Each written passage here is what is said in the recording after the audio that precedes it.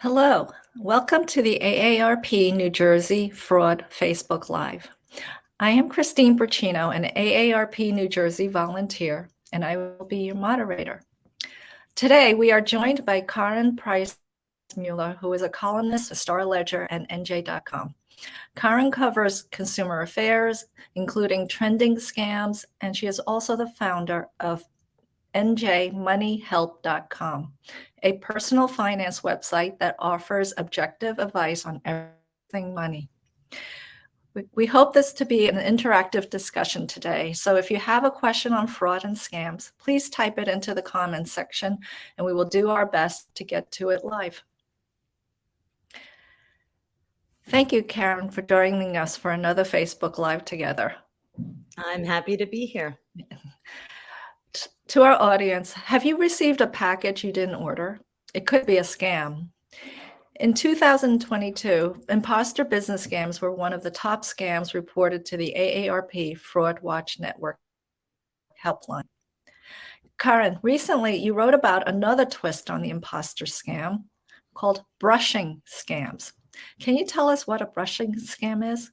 Sure. And, as we were talking about before we went live, it seems that with any scam that's out there, the scammers come up with yet another way to add a new twist to it. So in a brushing scam, you might receive a package. It would be empty, or it might have something very lightweight in it. And in some cases, you'll actually receive a product. Now, of course, everybody would love to get a free product. But anytime you get something unexpected in the mail, you need to be aware that it could be part of a scam. Okay. So can you describe a little bit how this works? Is it like a small business that would do this? Right. It could come from a bunch of different areas. You see this little square? It's just a little cardboard square that you might cut out from a cardboard box.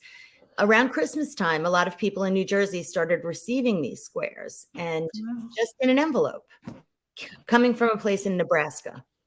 And the Nebraska address turned out to be a residential address. And I started looking around, and it turned out that people all over the country were getting these little brown cardboard squares from an address in Nebraska. And I'm sure a lot of people questioned what it was, and those people posted on social media. Other people might have just tossed it away thinking, okay, that's some weird mistake that Amazon sent me. I will just ignore it. But it's actually a scam in which businesses, third-party sellers, and these are companies that will sell real products. Sometimes they're fakes, but sometimes they're real and can be legit on larger sites like Amazon or Walmart or eBay. Right. Those are the three largest. And what they will do in order to go higher up in the Amazon rankings, let's say you're shopping for, I don't know, an electric toothbrush, and you into the Amazon search engine, electric toothbrush, and a bunch of products will show up coming from different sellers. Some come directly from Amazon. Some come from these third-party sellers, which can be absolutely legitimate, but some of them are a little questionable. Now, if you're a business and you're selling something on a site like Amazon, which is so gigantic, you want to make sure that you do everything you can to go up higher so people are more likely to click and purchase from you.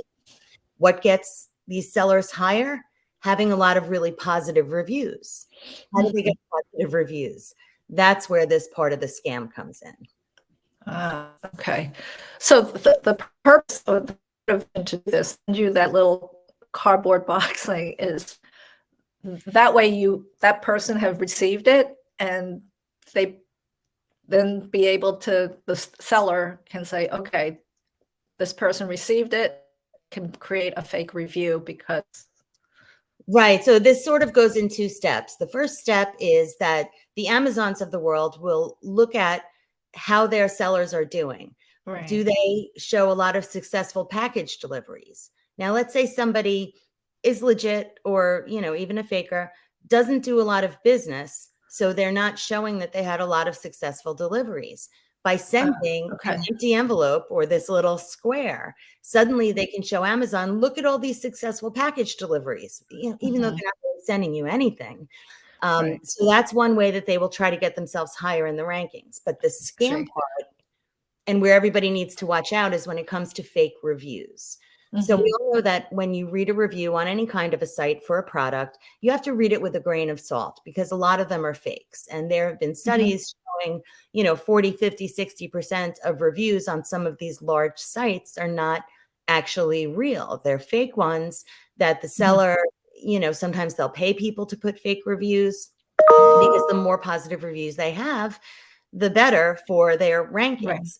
So Mhm. when they're sending these empty envelopes and fakes, if they have access to your Amazon account, they can actually post a fake review from you who received this package that was nothing but a Right. square. But they might say, oh, we delivered this, we delivered that, and oh, this company is so terrific Mhm. coming from your. So you might actually have your account compromised all Right. because these real or fake businesses want to put up more positive reviews. Wow. Not to diverge from the topic of brushing scams, fake reviews, if just a couple of thoughts for like, is there any way we can like look for things that would identify it's potentially a fake review? Sure. And, and honestly, unfortunately, businesses keep trying to improve their fake reviews because as Mhm. they notice that, we're sort of catching on to some of the red Right. flags, they try to come up with other ways. So, one of the first things that you want to do is take a look at the language that the person is using. Mhm. We may all have written, a stellar review here or there, Mhm. but not every single one. So when you see that someone has posted a review, you can actually click Right. on the reviewer and see how many reviews they've left and who they've left Yes. them for. And Mhm. you can say, okay, was every single review this person saying, yay, 100% this business was great? If they did, then I'd be a little more skeptical about the reviews. Gotcha. So, and when you're looking, you should never just look at the 5-star reviews.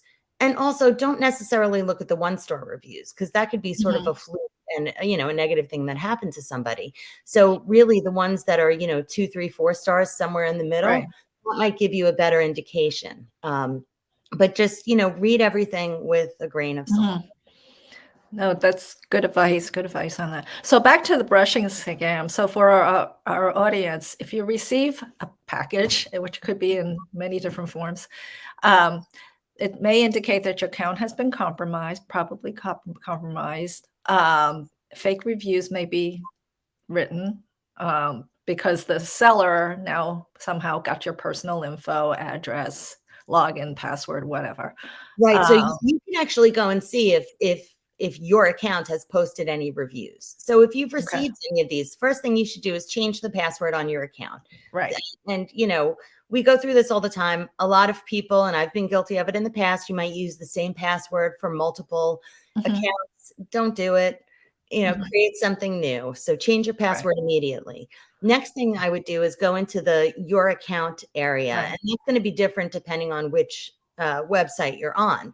But you'll Mm, be able to see for any of them if you have posted any reviews, and if you see okay, reviews that you didn't personally do, you can delete it. You can notify, and you should mm, notify whether it's Amazon, eBay, whoever, wherever it is you're right, shopping, tell them about it so that you can flag okay. it. And, And password, should hopefully that's done.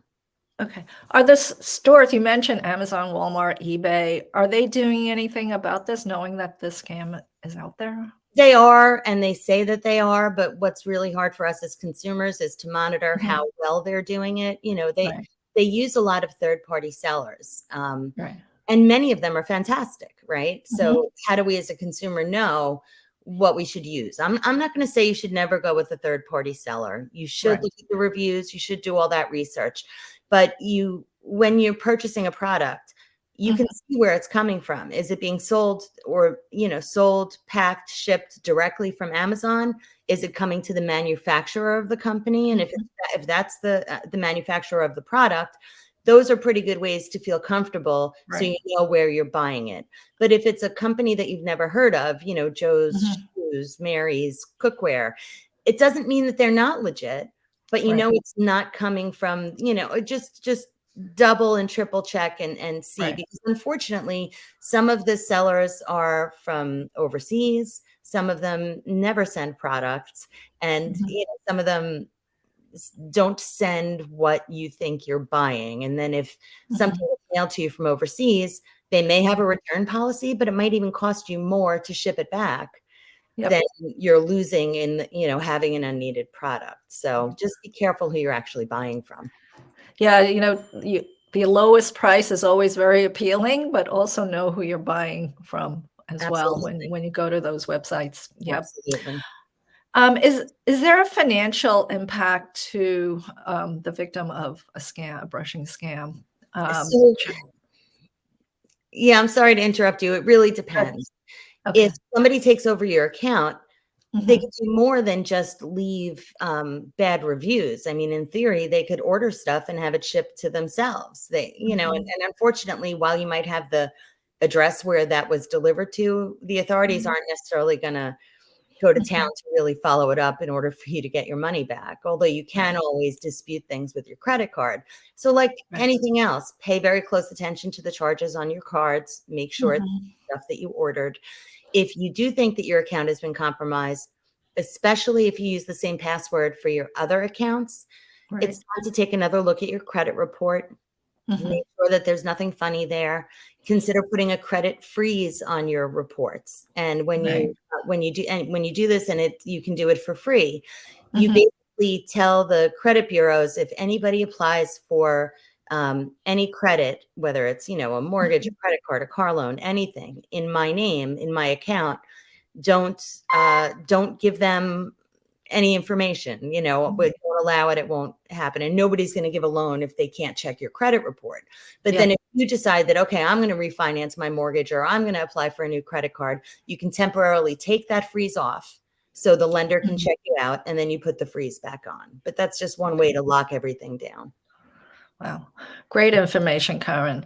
Before we finish up, Karin, do you have additional closing thoughts or other resources you'd like to share with our viewers today? Sure. I think when you think that you might be a victim of a scam, you should report it.